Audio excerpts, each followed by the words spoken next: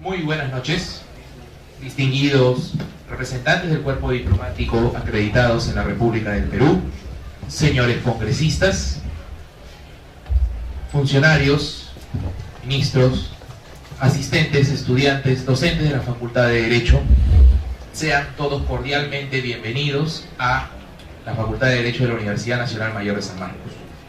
En esta ocasión nos congregamos a fin de presentar el libro, obra del doctor Fernando Calle Haye, titulado Por la Democracia.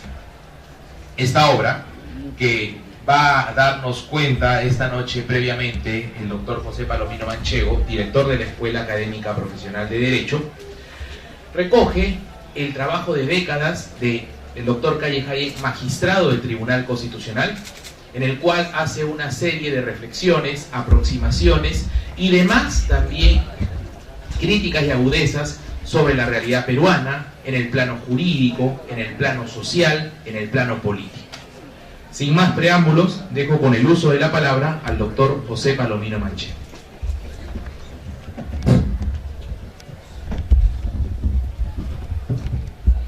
Buenas noches tengan todos ustedes, distinguidos miembros diplomáticos acreditados en la República del Perú, los señores congresistas, señores profesores, queridos alumnos.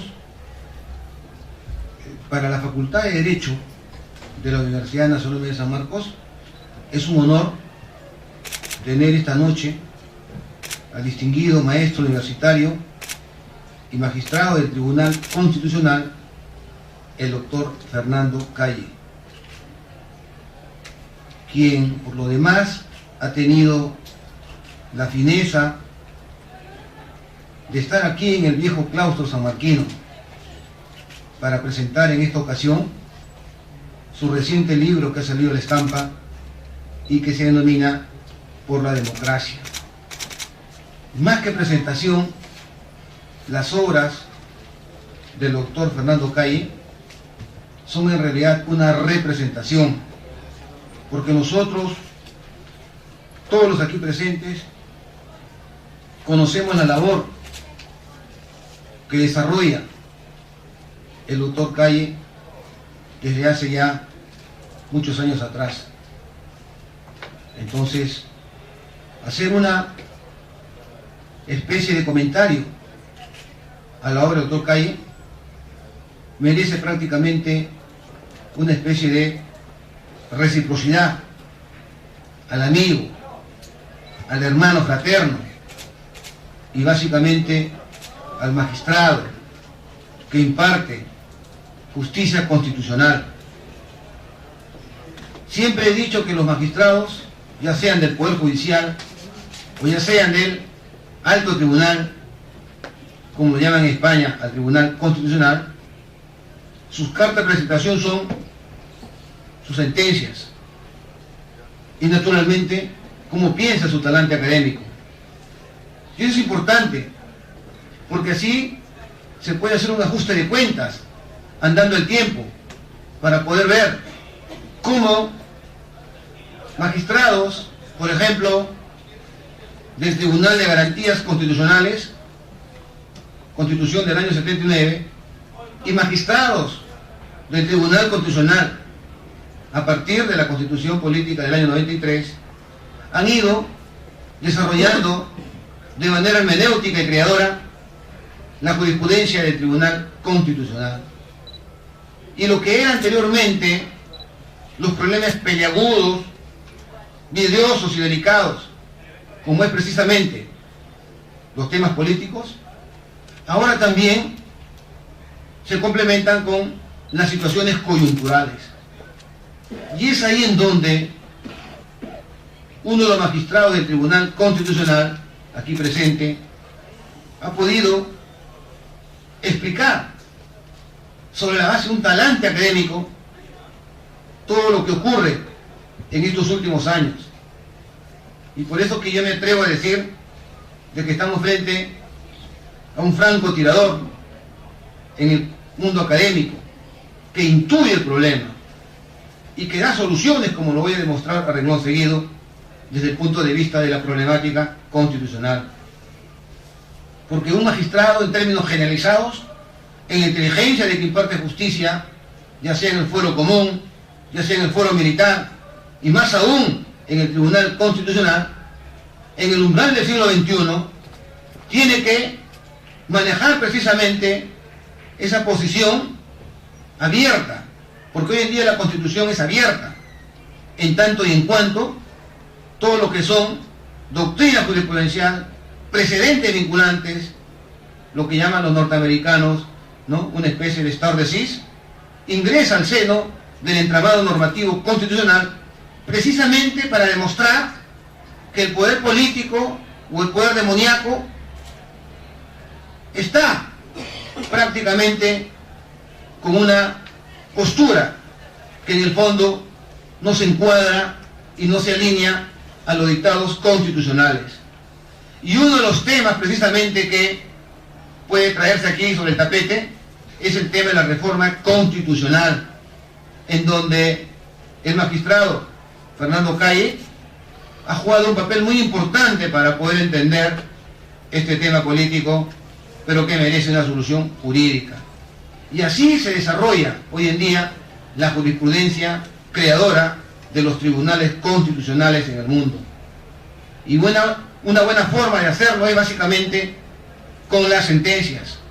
Y en complemento, cómo piensa, cuál es su punto de vista del magistrado. Y eso lo hacen, por ejemplo, los italianos.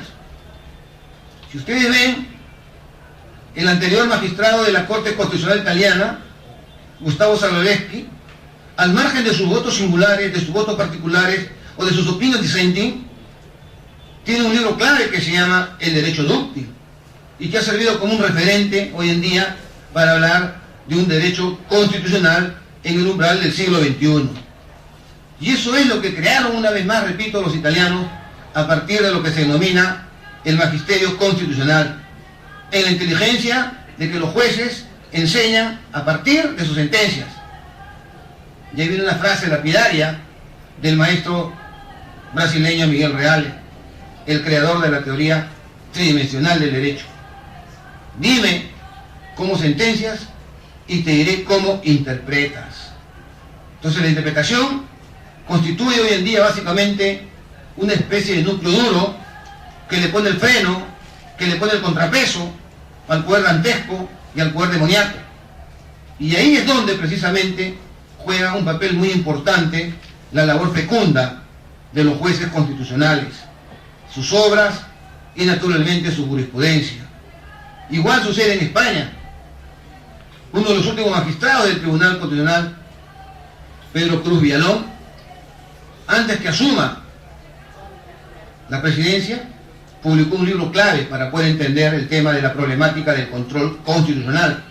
Y así se llama precisamente el control constitucional en Europa, referido básicamente a los modelos checoslovaco, al austriaco y al alemán. Y eso es lo que está haciendo también en el Perú, no solamente con este libro, el doctor Fernando Calle, sino también con otros libros que están en el telar y que ustedes lo van a ver pronto seguramente. Y desde ahora le pido, en el viejo claustro sanmarquino, de que cuando salgan sus otras obras, especialmente sus votos singulares o votos particulares, San Marcos tiene las puertas abiertas al magistrado Calle, por los votos razonables, por los votos que tienen fundamentación jurídica y, por cierto, también para demostrar la independencia de la judicatura.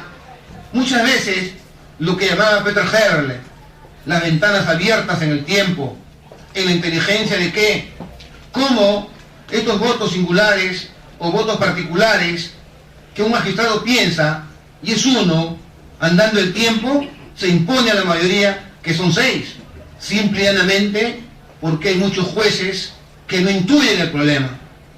Y la ventaja que tiene nuestro homenajeado esta noche es que su talante académico y su paso por el ejercicio de la profesión le permite intuir los problemas, le permite básicamente desarrollar un campo de acción hermenéutico que a la postre, yo estoy seguro, de acá a 10 años, por cuanto hay que decir una vez más que el tiempo es juez de jueces, no lo duden, esos votos seguramente van a formar parte ya de todo el puñado de jurisprudencia constitucional en estos últimos tiempos.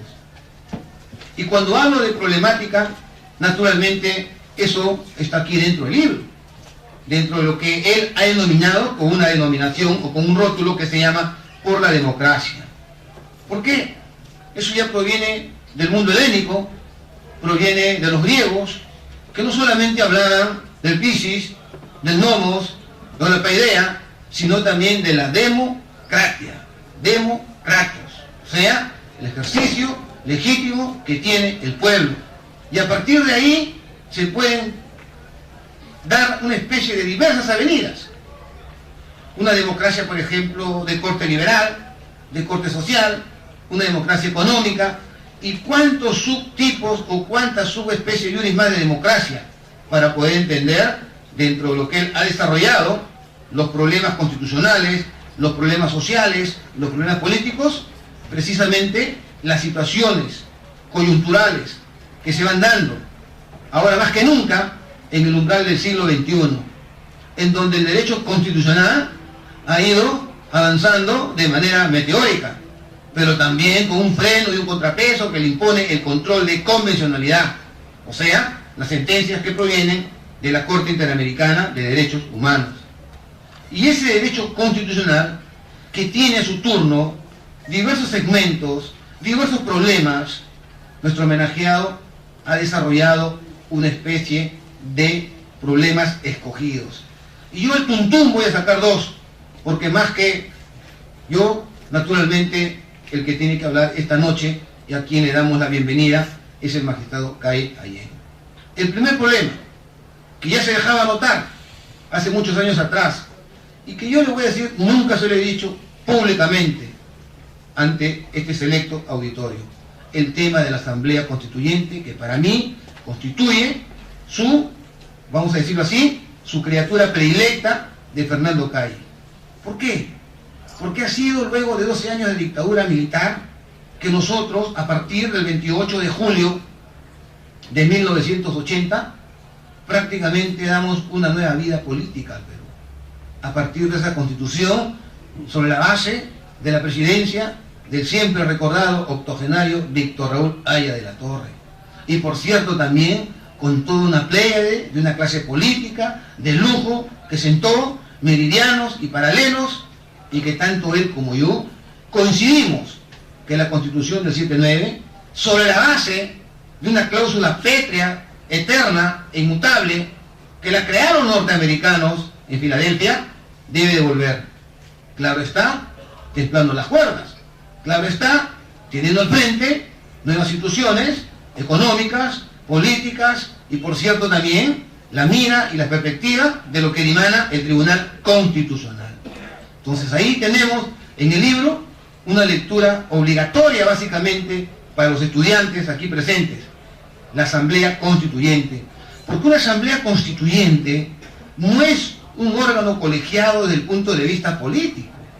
Una Asamblea Constituyente, a la hechura de Benjamín Constant o a la hechura de Sieyès, camina en función de un pouvoir constituent. Y ese pouvoir constituent es precisamente el pueblo. Por eso que yo siempre insisto a los alumnos de que en las constituciones se galvanizan en su parte dogmática, en su parte orgánica, por ejemplo, derechos fundamentales, por ejemplo, Congreso bicameral o unicameral, pero no hay asambleas constituyentes, ni mucho menos las asambleas constituyentes van a estar como están los congresistas 5 años, ni manando leyes, no, son situaciones coyunturales, y esa situación coyuntural fue precisamente lo que nos llevó a nosotros para que volvamos a la democracia constitucional en 1980.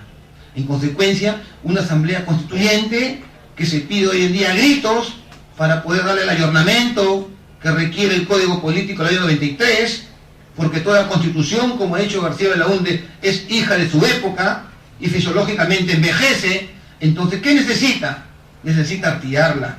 Pero como el poder político, el poder dantesco, el poder demoníaco, muchas veces le pone frenos y contrapesos a este tipo de decisiones, en consecuencia los tribunales constitucionales en el globo terráqueo, ahora Perú, artían silenciosamente a la Constitución, a partir especialmente de lo que también crearon los norteamericanos sobre la base de lo que dice la Supreme Court, las cláusulas desde el punto de vista intangibles y por cierto también los derechos adquiridos.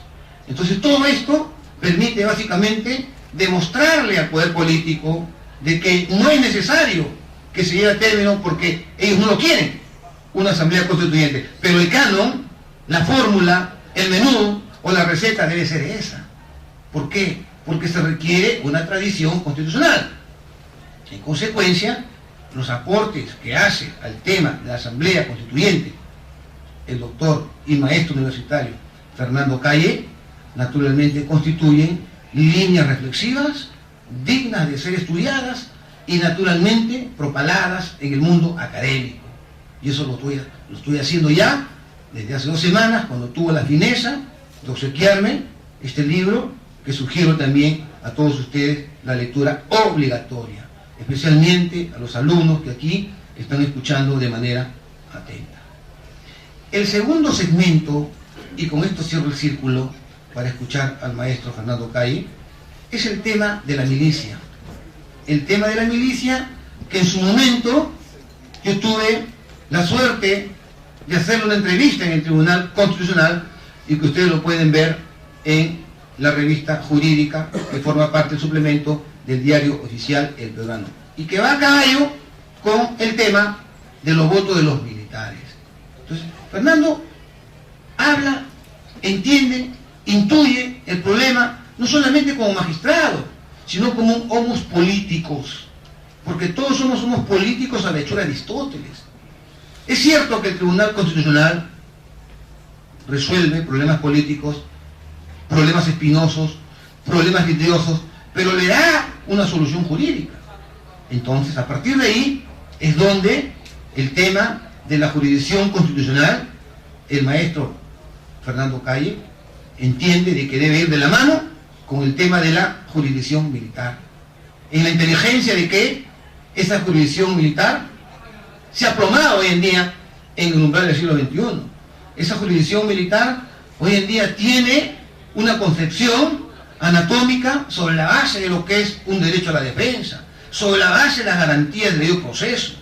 Y lo acabo de decir públicamente en un congreso internacional en Brasilia, donde tuve el honor de ser invitado por el Tribunal Superior Militar, que hecho sea de paso, vienen ahora en el mes de diciembre para celebrar también, según he escuchado, otro congreso, no solamente en Chile, sino también aquí en el Perú. Y sobre estos temas, y todo lo que Fernando Calle dijo en su momento, hoy en día ha sido recogido por la jurisprudencia de la Corte Interamericana de Derechos Humanos.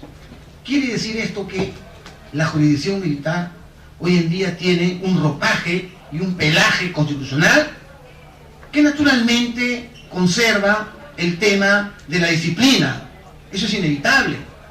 Las ordenanzas carolinas, por ejemplo, de Carlos III, las ordenanzas de Carlos V, las ordenanzas de Alejandro Farnesio, que se dieron a través de la historia, hoy en día tienen que ser encuadradas y moldeadas sobre la base precisamente de lo que es el debido proceso. Y ahí están los aportes silenciosos y modestos de Fernando Calle. Y el último utensilio que va a caballo con lo que acabo de decir de la jurisdicción militar es el tema naturalmente del voto de los militares, en donde también hemos coincidido, hemos dialogado abiertamente y el tiempo le ha dado la razón a Fernando Calle. ¿Por qué? Porque esto ya es vox populi en el sentido de que la milicia también puede gozar del derecho a elegir y el derecho a ser elegido, como es en Europa, moneda común, moneda corriente, y en donde naturalmente votan, ¿no?, por correo electrónico. Y aquí los militares también tienen sus derechos civiles. ¿Por qué? Porque la milicia, en tanto y en cuanto es un poder militar, está supeditado al poder civil. Y porque la milicia es su turno también, en la inteligencia de que tienen un reconocimiento constitucional, pocos países lo tienen en el globo terráqueo, artículo 139, inciso primero, ¿no?, la excepción que tiene la jurisdicción ordinaria, una es la arbitral y otra es la militar, hoy en día se ha moldeado ¿a dónde? Al mundo globalizado.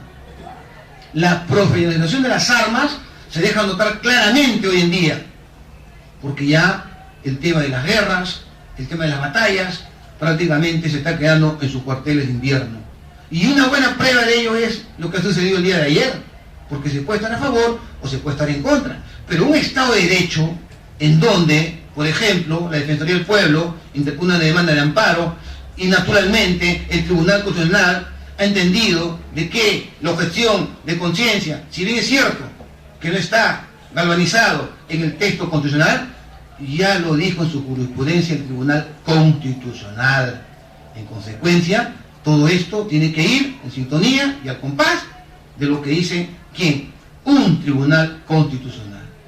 El libro, naturalmente, da para más comentarios, pero yo solamente quería traer estas glosas a colación porque más que venirme a escuchar ustedes a mí, naturalmente han venido a escuchar al magistrado del Tribunal Constitucional, Fernando Calle Ayén, a quien le damos la bienvenida en la cuatricentenaria Universidad Nacional Mayor de San Marcos. Muchas gracias.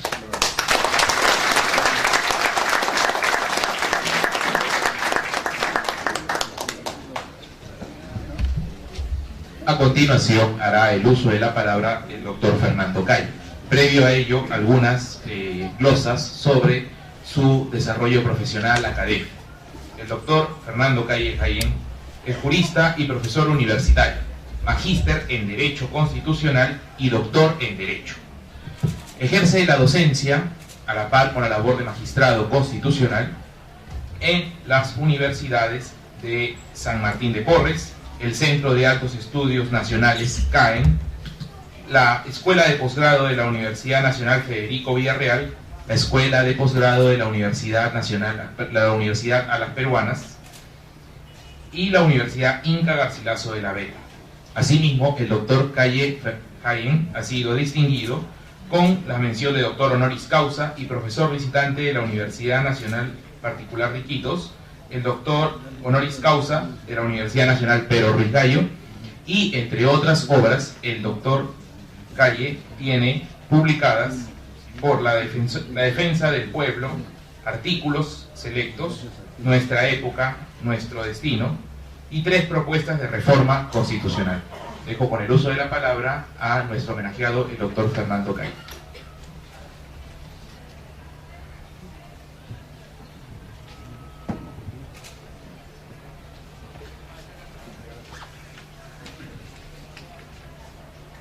Doctor Palomino Manchedo, representante esta noche de las autoridades de la Universidad Nacional Mayor de San Marcos, señor embajador de República Dominicana, señor embajador de Indonesia, señor embajador de la República Hermana Bolivariana de Venezuela, querida embajadora de Nicaragua, representantes de las delegaciones de distintas delegaciones alemanas, señor exministro de Justicia, doctor Fausto Alvarado, señor expresidente de la Cámara de Diputados, doctor Luis Alvarado Contreras, señor ex vicepresidente del Parlamento Andino y ex parlamentario, doctor Wilder Bendezú, señor miembro consejero del Consejo Nacional de la Magistratura y ex presidente, doctor Gonzalo Núñez, que nos honra con su presencia, almirante Carlos Mesa, presidente del Consejo Supremo Militar, como el general, nuestro gran amigo, indiscutiblemente, y miembro también, dicho sea de paso, Orlando Tafur, del Consejo Supremo Militar. Digo esto, mis queridos amigos, sobre todo a los estudiantes de San Marcos, estudiantes de las distintas universidades, señores profesores de San Marcos, de 461 años de la vida histórica de América Latina. Y no puedo avanzar sin antes hacerles una confesión que la tendría cualquier modesto profesor como el que está ante ustedes. Esa sensación demasiado honrosa de lo que significa, José Palomino, dirigirse en el aula de San Marcos. San Marcos, que representa la historia desde el inicio, si se quiere, a través de lo que fue la República, la colonia y lo que es la trayectoria de toda esta América morena y mestiza. No cabe en la vida de un profesor el no tener la posibilidad de ser condecorado en el hecho de estar en una aula sanmarquina dirigiendo la palabra. Hablar en San Marcos es hablar en toda nuestra América morena, en toda su historia, en todas sus luchas, en todos sus combates. Por eso yo agradezco a José Palomino y al señor decano que, según me informan, y a los estudiantes, están de alguna forma negociando para que no se tome el local hoy día, como que está por una razón justa y una lucha universitaria. Sé que están los delegados reunidos y que lógicamente bienvenidos si se hace la toma, porque será un recuerdo y aquí quedaremos, justificando lo que en realidad es también la expresión sanmarquina y una larguísima trayectoria en la defensa de las libertades, en la proyección fundamental de lo que significa el fuero autónomo de la universidad, desde el derecho de Thatcher hasta el derecho de la garantía de significar que la autonomía universitaria, doctor Palomino, significa, a este modesto entender, la autonomía académica, la autonomía consecuente administrativa, la autonomía en el manejo y entendimiento con sus estamentos universitarios, pero la delicadeza fundamental de que no es autonomía manejar mal los fondos que vienen del Estado, que son estrictamente para el servicio de los alumnos y los estudiantes y la vía académica de una universidad.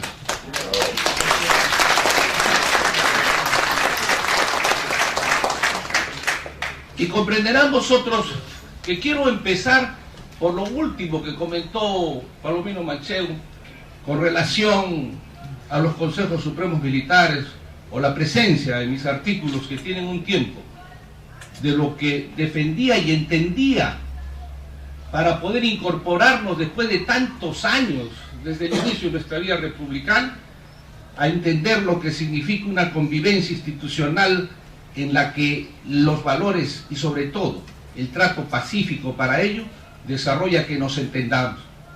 No podemos olvidar nosotros que desde la llamada era aristocrática tuvimos un desbalance con la presencia del militarismo, no hablo por si acaso de las instituciones castrenses como tal, hablo de la degeneración de algunos integrantes de estas instituciones que generaron golpes y golpes de Estado en América Latina, interrupciones constantes, y naturalmente demuestra la historia y la riqueza del Perú que la angurria fue la que de alguna forma hizo que estos señores sean traidores a su juramento de respeto a sus instituciones y de lealtad a la Constitución. Y por eso es que de alguna forma entendía también lo que pasó después del Tratado de Versalles, y asimilaba y decía: si el ejército prusiano, tan respetado, de una estirpe castrense, para él los efectos de lo que había significado para la Alemania de ese entonces, las derrotas y el maltrato, de un tratado que además sirvió de alguna forma como pretexto para que posteriormente se ingrese a una etapa también, a decir de muchos, negra y lamentable en la Europa de esos entonces, después del ensayo de la Guerra Civil Española, que generó también una dictadura larguísima hasta su recuperación y que todos nosotros recordamos o conocemos por historia. Nos encontramos en que en el análisis dicen cómo hacemos para compensar de alguna forma este maltrato institucional y este desentendimiento que podría presentarse. Y es cierto por eso que de alguna forma no solamente, y es agradable conocer que se haya hecho realidad el voto a los militares, pero hay una parte que falta, doctor Palomino, y es la que cómo participan en la vida política, con qué tipo de derechos también. Y esto tiene que ver con algo que durante algunos tiempos y está en debate todavía resolver en la Corte Constitucional, y me refiero a las famosas AFPs, las leyes de pensiones, que tendrían que ver con lo que significó que quien, siendo militar, asumía una elección política en Alemania, ponía su kepi, su uniforme, su polaca y se iba a la actividad política, jamás en el entendimiento dentro de la institución castrense. Y de ser elegido, tenía naturalmente que pasar los años al servicio de su país en la vida legislativa y en el ejercicio de la política, y de llegarle por su consecuencia de respaldo popular la constante de un retiro, se retira con la pensión que le correspondía cuando dejó el uniforme, si era soldado, teniente, capitán, lo que fuera. A diferencia de lo que ha evolucionado en la 19.990, en el transcurrir y la presencia de la 2530 en nuestro país. Y es que ahí va un avance de lo que significa en la Carta Política del Perú, ratificada en otro numeral, con el artículo 60, en cuanto a que los cargos políticos y de confianza no son parte de la carrera administrativa. Y dejo una inquietud a quienes son legisladores, que si no son parte de la carrera administrativa habría que analizar la calidad del tipo de pensión que pudieran asimilar dentro de esta evolución que significa la carrera, ya que se hizo desde Castilla, para efectos de que el empleado típico público, siempre maltratado en nuestro país, pudiera tener un alcance. Por eso es que la Constitución Política del Perú dice que un ciudadano es libre de entrar y salir de cualquier tipo de sistema pensionable. Pero ello juega un enorme papel con lo que acababa de decir, de cómo hacemos en la evolución del tiempo para que esta separación que hubo con los años y el vaivén de permanentes dictaduras a las Fuerzas Armadas con los civiles en el desarrollo del respeto a la institucionalidad. Y pasa por el hecho en que algo que falta en nuestro país y que se expresa con enorme voluntad en la vida universitaria como profesores con los alumnos, es el hecho fundamental de que exista vocación sobre lo que se quiere uno realizar en la vida. Lo vemos cuando hablamos de los déficits en la justicia, del Poder Judicial o del Ministerio Público. Los vemos cuando en los foros se comenta y ¿qué sucede? Cuando hay un miembro del Ministerio Público o del Poder Judicial que están pendientes del horario y pareciera que quieren que llegue el criminal a decirle aquí estoy, yo soy el criminal. Y no hay vocación de investigar. Y en el Perú no hay vocación de sancionar. Por eso tenemos la impunidad, que es la que de alguna forma arrastra y desgracia la vida institucional de la República.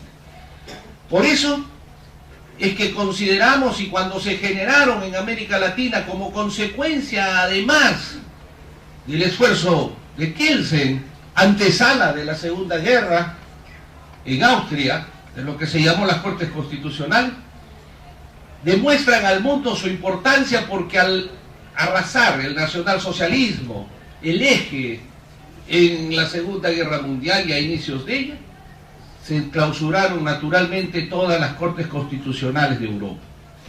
Y paradójicamente, o coincidentemente, si se quiere, con lo que estamos esta tarde o esta noche explicando, vuelven a renacer después del desembarco en Normandía, progresivamente cuando se recuperan las instituciones democráticas en los pueblos europeos.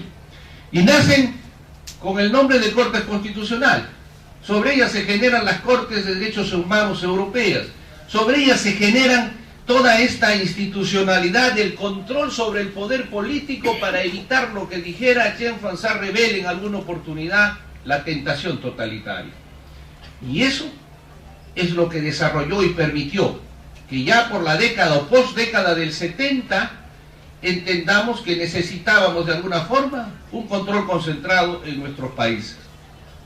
Alguna vez, un ilustre magistrado que presidió la Corte Suprema decía, y nos encontramos de casualidad, que hay que hacer una sala adicional en la Corte Suprema y disolver, una expresión muy romántica de los tiempos del 90, disolver, aunque la palabra es indicada a veces, ¿no?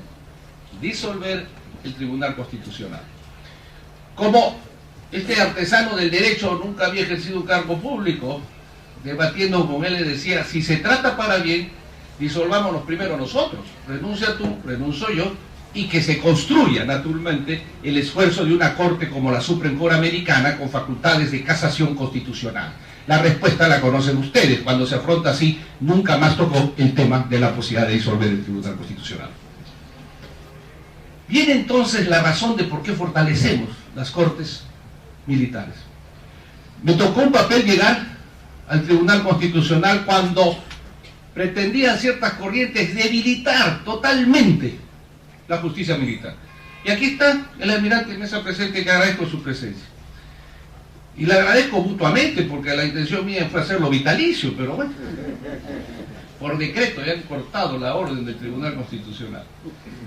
Y en ese momento se discutía como una pretensión totalmente ajena de lo que significan los delitos de función con lo que podrían ser los delitos comunes.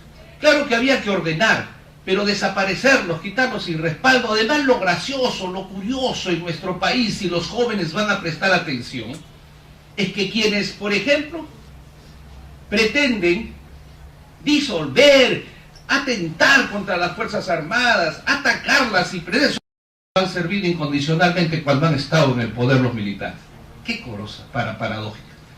Como el caso del señor Fujimori, que quienes más quieren su muerte, quienes más quieren que no salgan, quienes son los que han sido pensionistas quizás en su gobierno.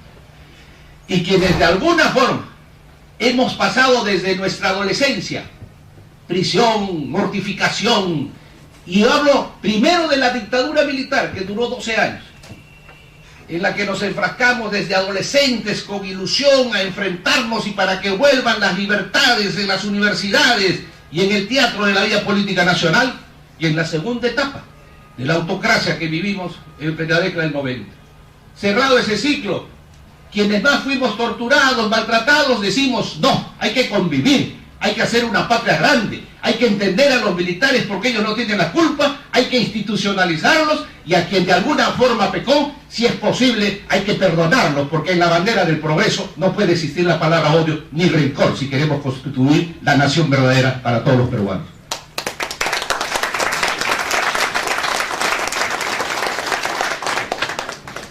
Por eso nacen en esas épocas las salidas que podíamos dar.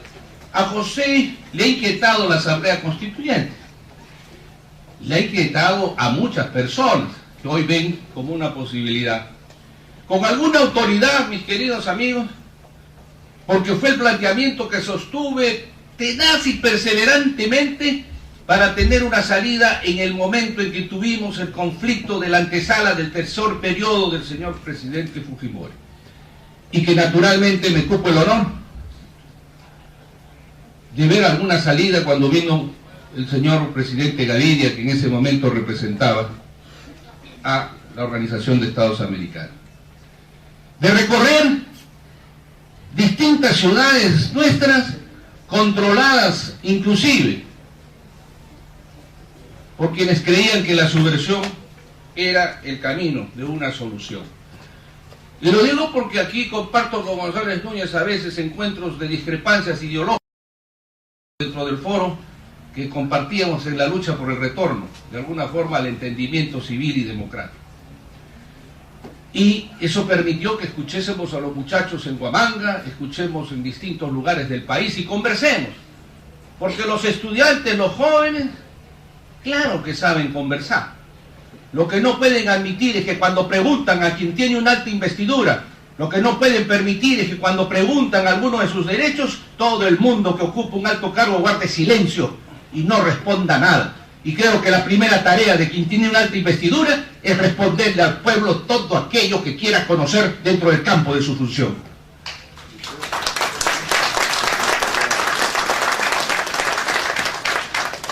Y por eso estamos aquí, con satisfacción y con honor. Yo felicito y agradezco a los amigos que acompañan esta noche, sobre todo a los señores embajadores, porque no es broma esto de la toma, ¿no? Bueno, no es broma. Pero lo que más miedo tiene es el almirante Mesa, está preocupado de que Pero miren ustedes, la Asamblea Constituyente en ese momento, y quiero que lo entiendan los jóvenes, había un debate que podría, una pregunta que siempre se hacía: ¿es posible una constituyente paralela a un parlamento? Muchos decían que no. Yo interpreté que sí, y lo interpreté porque había pasado un fenómeno similar en Colombia en la década del 90. Si mi memoria no me traiciona, puedo equivocarme en el frente, pero no sé si fue el Frente de Liberación Nacional, todavía no estaba la FARC, digamos, en el camino, y producto de lo que por historia conocen los muchachos en ciencia política, de la división de los liberales y conservadores, luego de que asesinaran al líder Gaitán, se generaron en Colombia estas corrientes que fueron al campo a pelear y a no entenderse en la vía democrática. Siendo presidente Gaviria, el Frente de Liberación Nacional tomó la Corte Suprema de la República. Y eso motivó que algunos magistrados supremos, naturalmente, voluntariamente perdieron la vida porque pensaron que iba a haber una Corte Popular. Se adelantaron a los acontecimientos. Tranquilizada la cosa, la clase política colombiana tuvo lo que explicaba yo en la cumbre árabe, que justamente va a dar lectura. Con gratitud he recibido la satisfacción de un cable del exterior como otros, que enterados por el peso que tiene San Marcos han expresado su felicitación, pero expresaba aquello que justamente es virtud de una clase política que ha sufrido, que sabe lo que es intentar buscar la libertad a pesar del pago de la propia suya, y es el olfato político. Y el olfato que tuvieron y reacción en Colombia, claro, de una larga tradición democrática en la cual se entendían los liberales con los conservadores, de una inmediata reacción y decir, hay que poner de inmediato un artículo en la Constitución para no hacer, bien ha dicho el doctor Palomino, casi todas las constituyentes en América Latina son extraconstitucionales, no están en la Constitución. Han sido salidas bruscas, salidas de transición, salidas de entendimiento, como fue la negociación entrecomillado dentro de la vida democrática y entendimiento del gobierno del general Morales Bermúdez, jefe de la segunda fase del gobierno militar, con las fuerzas civiles, para llegar a la convocatoria de la Asamblea Constituyente de 1979. Como fue el llamado Congreso Constituyente de 1993, generada por la presión de los pueblos en la Organización de Estados Americanos, a la que el presidente Fujimori cedió y accedió y convocó al Congreso Constituyente, que tiene sus peculiaridades, que por razones obvias comprenderéis vosotros del cargo que ocupo, no puedo ingresar más allá de lo que podría entrar al terreno político. El almirante Mesa sería el primero que me denunciaría. Entonces, yo lo que quiero ahora explicar es que sí es factible, sí es posible. Colombia lo puso y la Constitución de 1991 de Colombia trabajó paralelamente una constituyente con su parlamento. Terminada la constituyente, porque ésta la estableció y porque ya era prácticamente vencido el periodo, se disolvió las cámaras y se convocaron elecciones ya dentro de la nueva constitución que rige hasta hoy en la hermana República de Colombia, y que de alguna forma pacificó los momentos que se vivieron, enorme crisis, y como ustedes saben incluso de un avance tremendo del narcotráfico que creó con los Estados Unidos el conocido Plan Colombia, y que ojalá llegue a un entendimiento dentro de estas negociaciones con la FARC y todo, en aras de la paz de los pueblos hermanos de Indoamérica. Pero vamos entonces a entender por qué pensaba, y lo digo de alguna forma, por qué no se pudo hacer en esa oportunidad.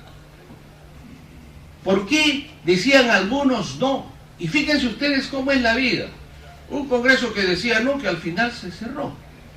Al final de alguna forma tuvo un paréntesis, en el que, si se acuerdan, habían congresistas que decían, ¿cómo hemos pasado un año? Yo he hecho un contrato para mi carro por 5, que me indemnicen. Porque cómo se va a cortar así mis aspiraciones, ya tengo mi casa en La Molina y ¿quién va a pagar el préstamo? Pero no se pensaba en el tema de Estado, no se pensaba en lo que sí entonces es factible. Diera la impresión, saben, con todo cariño les digo, de lo que yo veía, diera la impresión que quienes están en el Congreso sentados dentro de un partido dicen, no, si ahorita hay una asamblea paralela, van a surgir nuevas figuras políticas. Yo no puedo ir allá, estoy sentado acá, ¿qué hago? La ciudadanía va a prestar su atención en la asamblea. Y si estoy sentado aquí, ¿qué hago? Va a destacar el otro. Y cuando haya elecciones puedo perder de repente mi posibilidad y hay un nuevo liderazgo. Porque se han escuchado decir, que de no haber Congreso, una constituyente, claro, porque los que ya no estamos ahí podemos ir ahora. Es natural en la debilidad humana, pero un poco injustificable cuando estamos pretendiendo construir una nación que no cometa, como dijera Basadre, un país naturalmente de oportunidades perdidas. Entonces, como lo digo a quienes me preguntan, porque yo no sé por qué en los últimos tiempos, no solamente el doctor Palomino, no sé sus cercanías o inquietudes políticas de hoy día, pero como yo soy el autor de esto, me preguntan, ¿y se puede la constituyente? Se puede. Yo digo, lo que se tiene que hacer es evitarla ahora, a diferencia de lo que escribí. Evitarla en lo posible. Y para ello hay que ingresar a que el Parlamento cumpla su responsabilidad dentro de los alcances que tiene para hacer las reformas necesarias dentro de este mecanismo, para evitar que surja en un país como el nuestro, en que se ha generado una de las razones que puede malograr el destino de la República, que es una descentralización que de provincias se convirtieron en departamentos y departamentos tienen el nombre de regiones. Y tenemos 25 líderes regionales, sin partido político, con dominio autónomo quizás hasta de lo poco que puedan tener dentro de la descentralización económica, pero que definitivamente comprenderán que no es lógico que se pueda llamar una verdadera descentralización de esa naturaleza. Entonces, tenemos una necesidad de reforma estructural del Estado, porque si no avanzamos hacia ello, van a surgir los revocadores, cuidado. Y no me van a negar alguno de ustedes que si alguien le dice, ¿das tu firma para revocar al Congreso? Si pudiera darle 2, se la da. Y naturalmente, si no tienen olfato político y eso llega, vamos a tener en cualquier momento, en los meses que pasan, una enorme congestión sin salida política, y tendré que respetar tanto el jurado como los que han presentado a hacer uso del instrumento que está en la Constitución del referéndum, que hay que analizarlo en su momento porque no de repente es lo más utilizable. Y si eso no se observa, no se mira, vamos a llegar a un conflicto en el que pudiera entorpecer el desenvolvimiento de la vida democrática del país, no porque no sean herramientas que no están en la Constitución, porque una cosa que también tenemos que darnos cuenta, doctor Palomino, es que muchas veces escuchamos incluso a periodistas de alta capacidad, cuando se habla, por ejemplo, de que se cierra el Parlamento dentro de las facultades y las condiciones y los alcances que dice la Constitución, dicen es antidemocrático, es inconstitucional. Pero si está en la Constitución, si el mecanismo está dado dentro de este híbrido que tenemos nosotros, de un híbrido legislativo y ejecutivo, está puesto ahí, está señalado ahí. Entonces, si lo han puesto los constituyentes, es una salida constitucional. Y entonces vemos nosotros que si esto no sucede, puede venir de las regiones un grito constituyente. Por eso es que cuando el doctor Palomino, que veo que ya no es el único, está resultando admirador de una asamblea constituyente, yo que asumo la responsabilidad de haberla generado en el sentido emocional y académico durante tanto tiempo, tengo miedo. Honestamente tengo miedo. Y digo, tratemos de evitarla. Tratemos de evitarla, por eso invoco a la clase política que está gobernando o que esté en la función de legislador. Hagamos lo posible para que esto no suceda.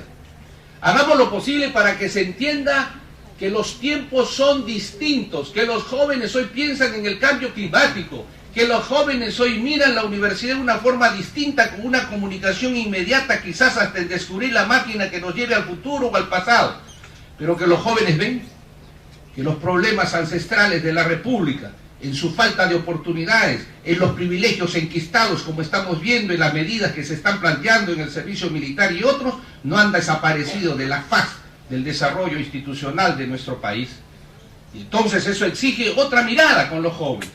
Eso exige, de repente, y esta no es una posición política, doctor Palomino, estamos preocupados en ese tema por razones de una multa, otra multa, hay violación o no hay violación, hay sorteo o no hay sorteo. Quizás el sorteo no tiene nada que ver en el fondo del problema, el problema es otro, que no puedo explicarlo mucho porque esto va a terminar a lo mejor en el fuero de uno.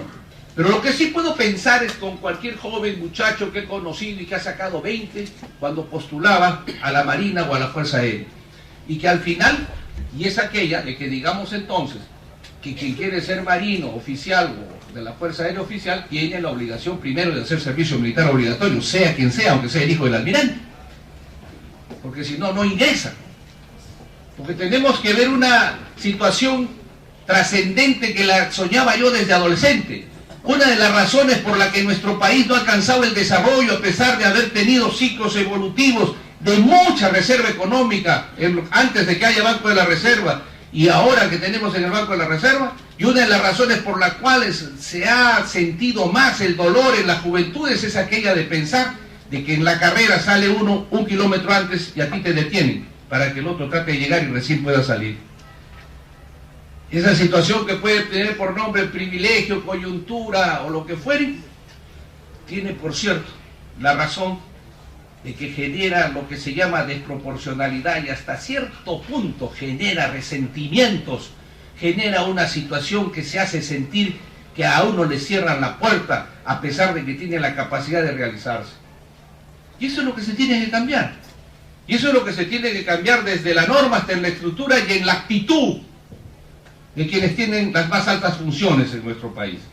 Yo he escuchado con atención al doctor Palomino Manchego, con atención en la parte, me ha ganado usted en vehemencia, doctor. Creo que ya visora una constituyente y piensa postular. Porque me ha ganado en vehemencia, ¿no? Los jóvenes estudiantes dirán acá en radical.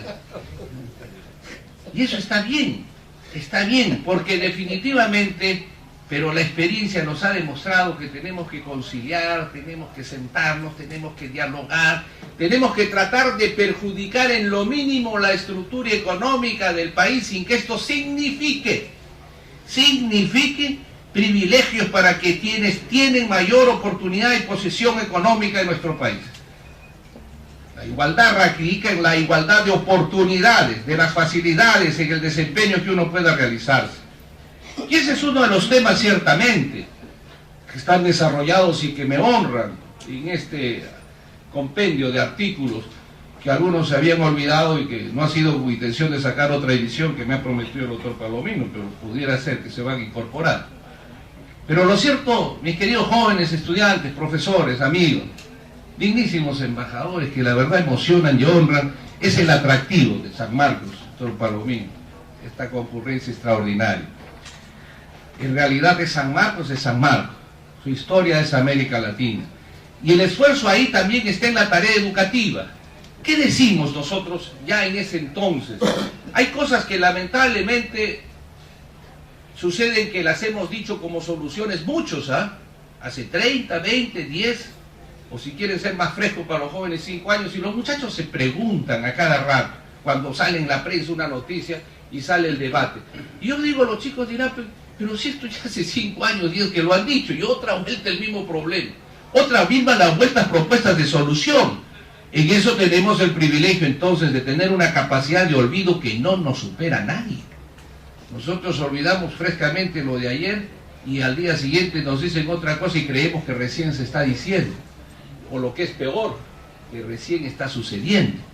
Entonces, yo no sé si esto significa una posibilidad de desnutrición neuronal o una inquietud de indiferencia radical que los jóvenes reclaman que no se mantenga vivo. Y es por eso que este esfuerzo, y yo no puedo negar en esto, para no cansarlos a todos ustedes, que además implica que de alguna forma he traído unos pequeños ejemplares, porque el dueño de esto es la Ricardo Palma, no la estoy criticando, sino definitivamente ellos son los generosos editores, para que usted, doctor Palomino, no los venda, sino conociéndolo pues por su inquietud naturalmente, sino los sortee entre los muchachos o los de los que tienen las mayores condiciones y voluntad. Y cuando hablo de voluntad me habla de biblioteca, ya ves, ¿no? Pero la biblioteca es gratuita, ¿no? Miren, decía al empezar que una de las razones del fracaso en muchas de nuestras actividades es la falta de vocación. La vocación, mis queridos amigos, sobre todo los jóvenes, es fundamental para que luego el éxito, sin sentirlo, te acompañe constantemente. Y el éxito está en la felicidad de hacer lo que tú querías hacer, de realizarte en lo que habías soñado. Hoy usan, en términos ya desaparecieron mucho esa cuestión de los países del tercer mundo, que se creó justamente en la década del 77, creo, aquí, todavía con el régimen militar, todos los países del tercer mundo que caminábamos hacia el cuarto. Ahora han sido más prácticos, se dicen los viables e inviables. Los países viables, y hay unos que han generado, unos sociólogos modernos, dicen, el camino a la como para satisfacer un poco a los que de alguna forma estamos sin mucha posibilidad, por culpa nuestra. Pero una de las cosas de la viabilidad es que por lo menos el 70-80% de su juventud, de su población, termine trabajando en lo que se preparó, en lo que soñó, en lo que quiso realizarse. Y uno de los factores de la inviabilidad es que el 70 u 80% termine laborando amargo y molesto en lo que nunca quiso hacer ni se preparó para ello, sino que la coyuntura del sistema lo obligan a dejar su título ganado con mucho sacrificio y estudio colgado. Algunos hacen fortuna, ciertamente en otros, pero no es la felicidad de lo que soñó de adolescente como realización. Y ese es el esfuerzo entonces del que tenemos nosotros que realizar. El esfuerzo que lo tiene que construir, doctor Palomino, la juventud, con una casi mínima colaboración de los profesores, sobre todo en el sentido que el hombre y el niño y el estudiante aprende con el ejemplo. Y si queremos hablar nosotros entonces de construir un país con autenticidad democrática, sin jóvenes que piensen en la subversión, sin jóvenes que estén pensando naturalmente en que este sistema no sirve, tenemos que demostrarle que quienes dirigen su país, que quienes conducen sus universidades, que quienes están en sus más altos cargos, tienen por su conducta la identidad moral necesaria para demostrar a su nación que verdaderamente merecen estar conduciendo su país.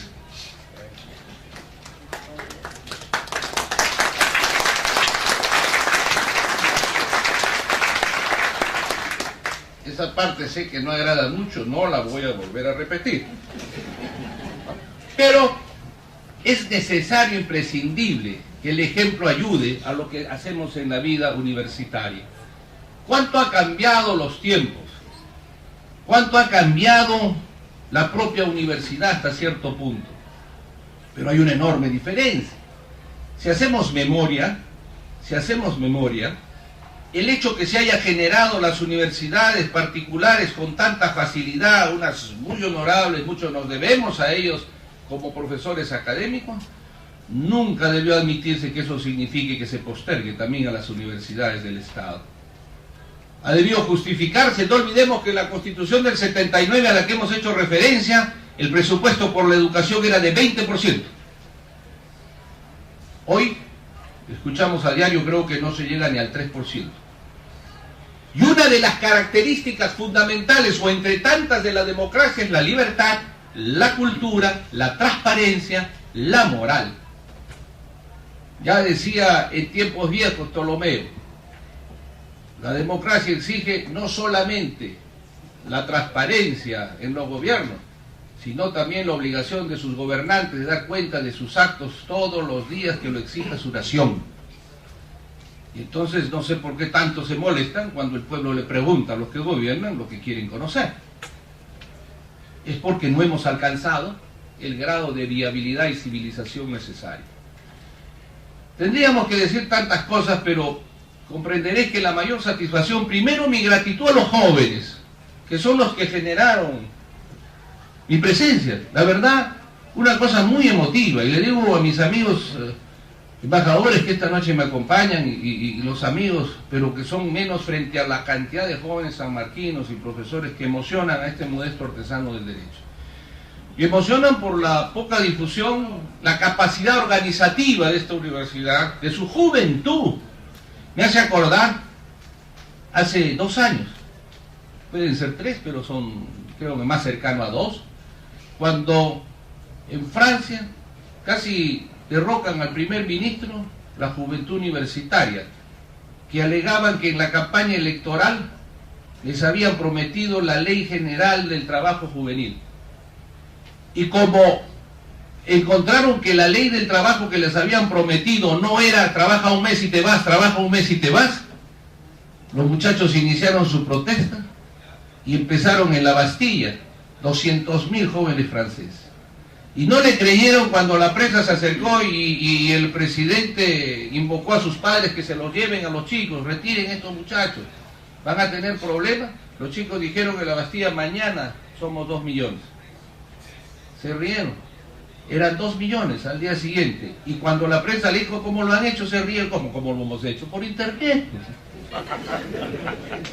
Por internet. Y ahora hay mecanismos. Yo me peleaba con un amigo para mejorar la comunicación telefónica. Él y yo estábamos desubicados. Vamos a tener que contratar un personaje, ¿no? Y que, bueno, felizmente veo justamente a mi amigo, pero hábilmente se ha sentado Jorge el Castillo atrás desde que he escuchado que van a tomar la universidad. Entonces, fíjense ustedes, mis queridos amigos, es otro momento que reclama la juventud. Miren, hay frases, las frases señalan su tiempo. Nosotros hemos crecido en una generación en que se decía, la historia lo juzgará y tú te quedarás contento. Decía, ese ladrón miserable, no te preocupes, decían, la historia lo va a juzgar. Hoy los chicos tienen la razón. Cuando leo a mis alumnos la historia, no, profesor, me dice, ¿qué es la historia? Queremos que los juzguen ahora y aquí, que respondan ahora. Y esa es la exigencia, y ese es el mensaje al que me sumo con los jóvenes. Ahora y aquí queremos que empiece a cambiar el Perú con una auténtica calidad de moralización e identidad por la lucha contra la corrupción.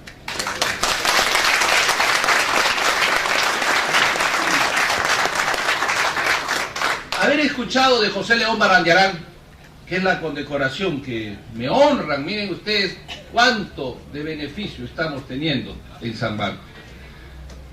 Es hablar de mi época adolescente cuando practicaba en el estudio de Emilio Casina Rivas. José León Barandiarán era un consultor de su estudio. Esas épocas, fíjense ustedes, cuando yo era practicante, en qué ambiente crecí profesionalmente o intentando ser abogado con mucho esfuerzo. Centromil Perú, Hierro Perú, Cielo Perú, Aero Perú. Me acuerdo que el estudio de Emilio dirigía una cuestión del fútbol Perú. Había para acertar también, ¿no? Fútbol, es decir, todo era estatizado. Y José León Barandiarán llegaba a su edad ahí. Por eso la razón de una emoción tremenda de lo que significa esta condecoración para mí. Con el agregado que el doctor Palomino me ha dicho que he hecho un esfuerzo económico para que esta vez no se despinte en poco tiempo. Eso ya es una generosidad de los capitales del doctor Palomino. Yo no quiero despedirme sin contarles y decirle a los muchachos que escriban cada día mejor que uno. Yo les voy a hacer una confesión, nunca pensé, y esta es la segunda vez, que un pequeño esfuerzo que estaba ahí iba a tener tanta satisfacción si yo les contase cómo está yendo. Pero coincide en el Perú, hoy todavía hay Concitec. Hace unos años, cercanos todavía, para estar con los jóvenes, escribí un libro, no me acuerdo si era el cuarto, que se llamaba Nuestra época, nuestro destino. Tuvo un éxito impensado en el sentido que cuando yo salí de Concitec, en el éxito que solo daban 1000 ejemplares, me dieron 4000, y dije yo, ¿quién me va a leer? ¿Qué hago con tremendas cajas? ¿Qué hago? Entonces me fui a la librería Estudio, que me acuerdo que estaba en la Plaza France, y había un español ahí dirigiendo, y canjeé casi todos mis libros, por lo que a mí me gustaba. Claro que el negocio lo hizo él, después me di cuenta. Pero en algunos había dejado, por esa falta de confianza en uno, mi tarjeta. Pasa un tiempo muy breve y recibo una carta del señor Lázaro Ginebra y de una doctora que después fue una personalidad, creo, en el gabinete de alguno de los gobiernos en tu país, Raúl Peculiar, la doctora Marta Marcas de Brown. Marta Marcas de Brown, ¿no es cierto? Creo que llegó a ser ministra de Salud. Bueno, ella estaba en Nueva York. Y entonces me envía una carta diciéndome que había ganado un concurso. El concurso del Círculo de Escritores Iberoamericanos Residentes en Nueva York. El nombre era tan largo que yo dije, aquí empezó la mesida. Y miren que no era lo de ahora, que te llaman por tus beneficios sociales, te engañan y por teléfono se hacen dueños de tu plan. Entonces comprenderán que yo dije, no, esto es una broma. Yo decía, ¿cuál de mis amigos? Qué desgraciado, esta broma no se hace, ¿no? Y entonces, oiga, viene una segunda carta. Ya no la firmaba Lázaro Ginebra, sino Marta Marcas de Brown. Un lenguaje muy caribeño. Me dijo, oiga, don Fernando, que no sé por qué no contesta, si nosotros tenemos para enviarle el pasaje, queremos tenerlo los cubeños, unos términos aquí. Yo decía otra vuelta, no, esto ya no, esto se pasaron, esto ya no.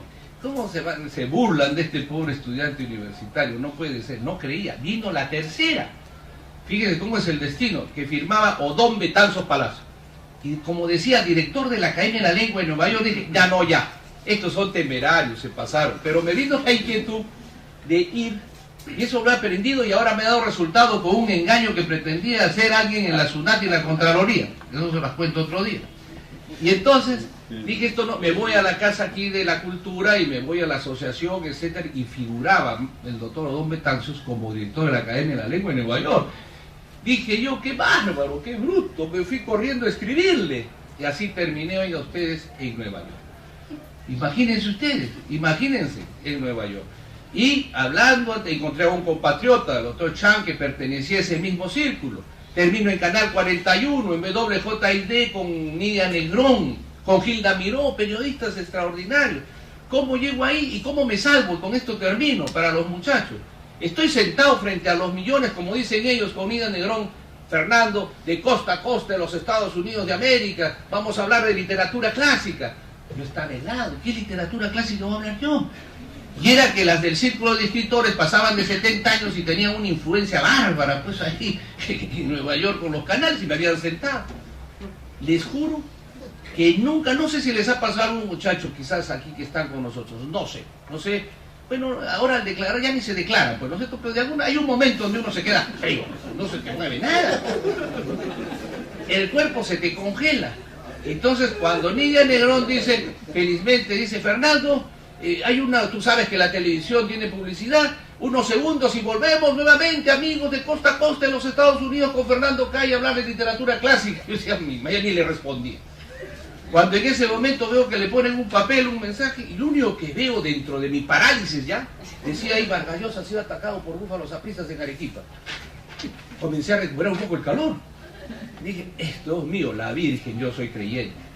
Entonces, ¿por qué se lo han puesto? Volvemos de la propaganda y me dice, don Fernando, mire, pero antes ha llegado un cable del Perú. ¿Qué sabe usted si al escritor Laureano, a su compatriota Vargas Llosa lo han apedreado, dice el término búfalos en Arequipa?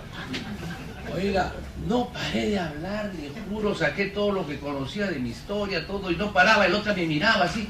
Yo me acuerdo que decían, le hacían cortes, yo seguía, ¿no? Hasta lo único que me dijo, don Fernando, por un minuto, usted sabe lo breve que es la televisión, esto, mire, no hemos podido hablar, pero usted no se pasa. Usted cuando vuelva a Nueva York, por supuesto, nunca más le vuelvo a buscar. Pero, como ven, las dudas de lo que uno hace, los chicos tienen que tener esperanza. Escriban lo que sea. Díganlo cuando estudiantes. Y tenemos la ventaja aquí, profesor, que estamos en un teatro académico, donde podemos desprendernos de nuestros credos religiosos, ideologías políticas, de nuestras ambiciones para hablar solamente de la ilusión de la búsqueda de la verdad y la academia con total libertad. Prácticamente podemos hacer toples académicos. Pero con la tranquilidad de que tenemos derecho a creer. Y los muchachos son los únicos que pueden crear, ayudarnos a crear a los que todavía somos jóvenes y darle esa fuerza de que el sueño se haga realidad. Digan cualquier tontería en el salón, de repente es una genialidad. Además, miren ustedes, cuando los profesores dicen tonterías es porque no hablaron en el salón, ¿no? Ya están diciéndolo después, mejor lo dicen de muchachos. Dichas estas cosas, la alegría lo invade a uno, y de solo leer la resolución directoral, que me parece que ha sido presión juvenil, usted no creo que haya firmado con tanta facilidad. Vamos a apresurarnos porque me acaban de decir que los delegados están por definir si toman hoy el local o mañana, que ha habido una prórroga. Entonces, de alguna forma, miren ustedes qué alegría. Yo les quiero confesar y pueden revisar, yo me gradué de abogado en 1978.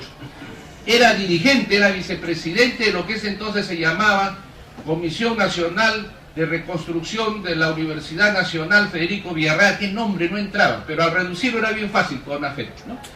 Pero era tremendo. ¿Por qué? Porque la dictadura militar, si ustedes se acuerdan, disolvió todo. Pero ¿dónde viene la anécdota?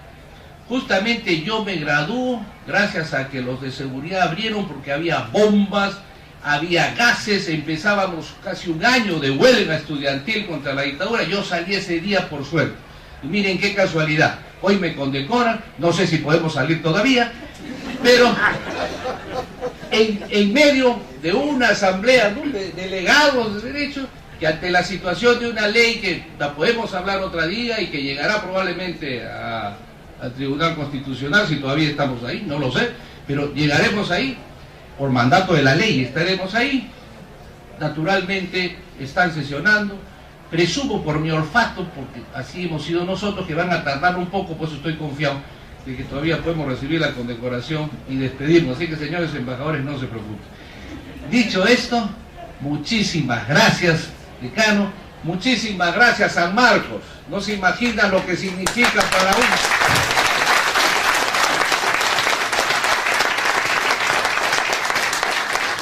No tienen idea, muchachos, usted no tanto porque aquí vive ya muchos años y va a salir con pensión de la 2530, pero no se imaginan lo que significa para un artesano estar en este teatro sanmarquino lleno de jóvenes de San Marcos. No saben lo que significa nuestra universidad, que es la grandeza de esta América morena, indoamericana, que nos une cada vez más a este pueblo continente que estamos obligados a hacerlo realidad. Muchas gracias.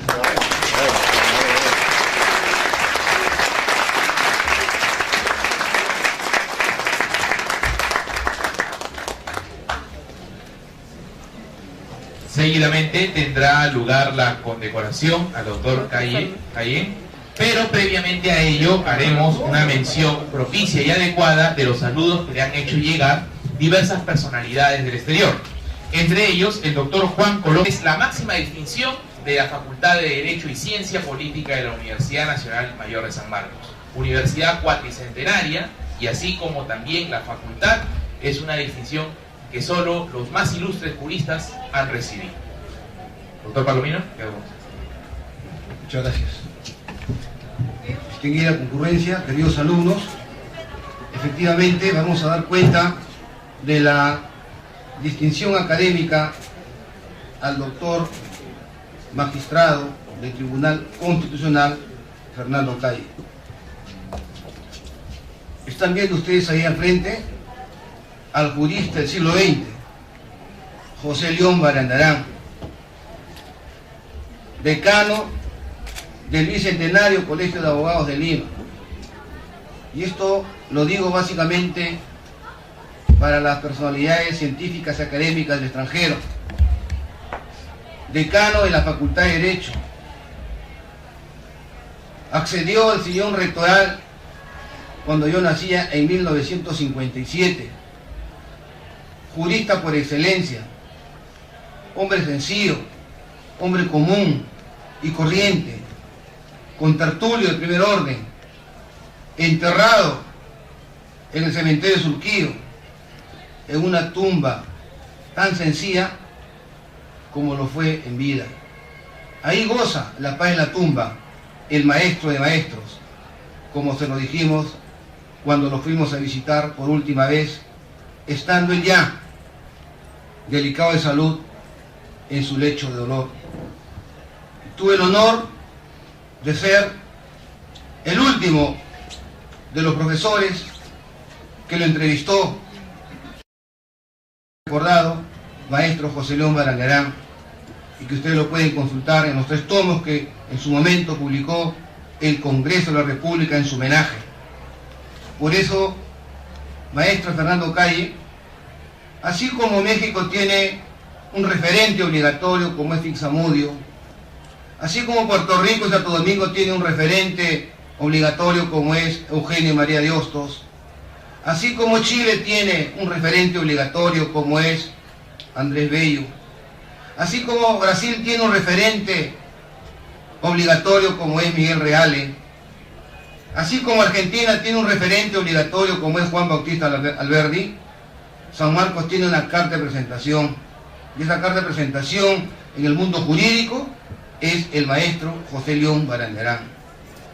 Quiero recordarle, magistrado Calle, de que usted se encuentra en el recinto de la intelectualidad, tal como lo calificó uno de sus hijos predilectos en la vieja Cazón de San Marcos, cuando le otorgaron el doctorado honoris causa, Mario Vargas Llosa. Usted se encuentra frente a la Salamanca de América, fundada un 12 de mayo de 1551, y que ustedes lo tienen en el folder, el acta natalicia, que la firma la reina Juana ante la ausencia del rey de dos mundos, Carlos V. Ese es el San Marcos, maestro Calle, en donde en su momento firmó el acta de la independencia, en donde en su momento recibió a dos hermanos que venían de Europa, San Martín, cruzando Espinazo Dorsal por Chile, ingresa al Perú, y del norte Simón Bolívar. Y ese es de San Marcos, que también en su momento profesores, alumnos y trabajadores no mermaron, porque sabían perfectamente que la patria es el lugar sagrado donde reposan los restos de nuestros antepasados, y estuvieron al frente de la Guerra del Pacífico. Y es desde San Marcos, maestro Calle, que precisamente este día viernes 21 de junio a las 9 de la mañana va a desarrollar su marcha institucional en defensa de la autonomía universitaria y de la garantía institucional. Acepte usted del viejo claustro sanmarquino la máxima distinción que otorga la Facultad de Derecho, es decir, la medalla José León Barandiarán.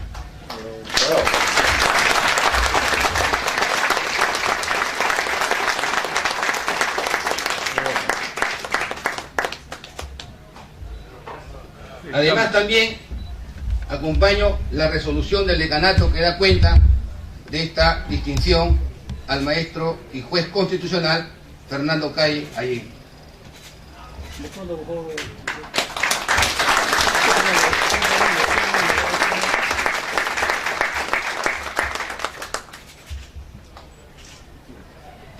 Y para cerrar el círculo y para que vea, maestro Calle, la muestra de desprendimiento que tenemos los sanmarquinos, permítame entregarle el PIN de la Universidad Nacional Mayor de San Marcos, porque ese es el gesto que nosotros que cultivamos, precisamente este tipo de tolerancia, amistad, sin mácula, que nos une tanto a usted como a mí durante todos estos tiempos.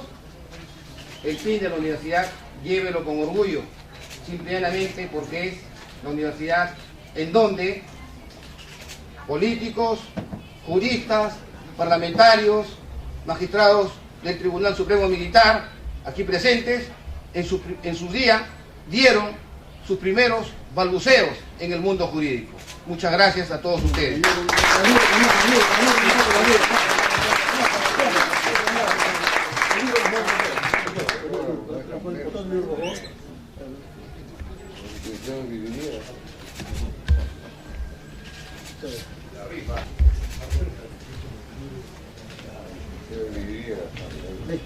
Citaria y popular que sabré llevar, tenga la seguridad como esos viejos tribunos romanos que dieron su vida por el pueblo, pero sobre todo por la educación.